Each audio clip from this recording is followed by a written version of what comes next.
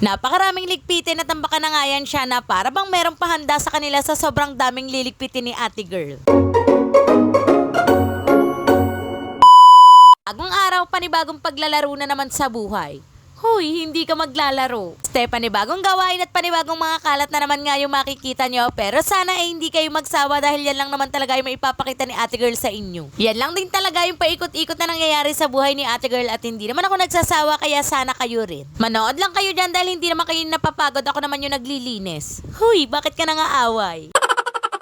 Oh, bali, eto na nga yung ganap. Bali, hindi na naman nga nagpahatid ang iyan nyo sa akin. Piling niya yata mayaman siya at marami siyang pamasahe, kaloka. Kaya sa day in my life natin hindi nyo nga nakikita sa vlog si Kuda Bupalo Pulipate at hindi nyo nga din nakikita yung babae na yan na naghahatid sa school. Ano naman ang iyan nyo yung nagpapaka-strong independent student? Na nga, dito na lang tayo sa mga pinaggagawa ni ate girl at ayan, nakapagbalis na nga yan siya ng buong kusina at buong sala. Pero bago nga ituloy ni ate girl yung paglilinis niya ng buong bahay, ayan, at nagsalang na nga muna yan siya ng labahin dyan sa washing. Para naman habang naglalabayan siya ay marami-rami nga din ako nagagawa at natatapos na gawain. Kung sa washing ay dito naman nga ako nagpunta sa sala para nga ayusin yung isang sopa dahil nako meron na namang mga kalat na hindi ko maintindihan kung saan ba yan siya nanggagaling. Oh, malinis na nga yan ngayon pero kinabukasan makalat na naman yan, kaloka. After ko malinis yan sopa, ayan, nahiga nga muna ako habang inaantay nga matapos yung washing at ipagpatuloy nga yung iba kong gawain. Nanood nga lang ako ng balita dyan para hindi naman ako lagi sa chismosa nakikibalita dahil kadalasan yung balita nila ay merong dagdag at minsan naman ay kulang. Hoy, bakit naman sila nasama sa usapan?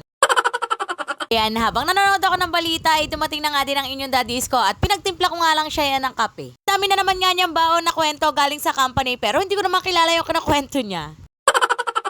After magkwento ni daddy ng mga kaganapan sa trabaho nila, ayan, at lumabas na nga muna ako para nga magwalis dito sa harap ng pinto namin. Baka na naman kasi ng mga basura at mga kalat yan dyan sa may harap ng pinto namin kaya pinagalis ko muna yung mga tsinelas para nga mas mawalisan ko ng ayos. Pakiramdaman ko nga yung sarili ko dyan, baka nilalagnat ako dahil hindi naman talaga ako nagwawalis ng harapan. Pagwalis na nga yun si ate girl sa labas at dyan naman nga siya ulit nagpunta sa kusina para nga mag-init na ng mga ulam na uulamin nila ng asawa niya. Ay naku, mapapaaga na naman nga ang kain ni ate girl at sigurado na mapapaaga na naman din yung gutom niyan. Nagluluto nga yun si ate girl ay hindi pa nga siya nagpapapigil at hindi pa nga siya tapos makipagmaritesan sa asawa niya. Kasi talaga yung masarap kakwentuhan bukod sa hindi nila ipagsasabi sa iba ay hindi nga rin yan sila nakikinig.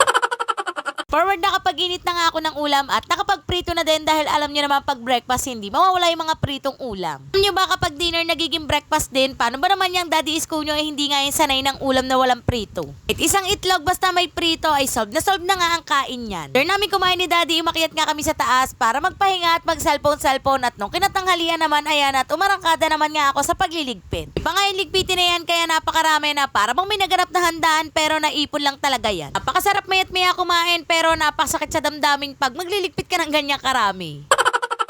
Oh, hanggang dito na lang muna. I-follow mo ako para sa mga next mini vlog natin. Bye!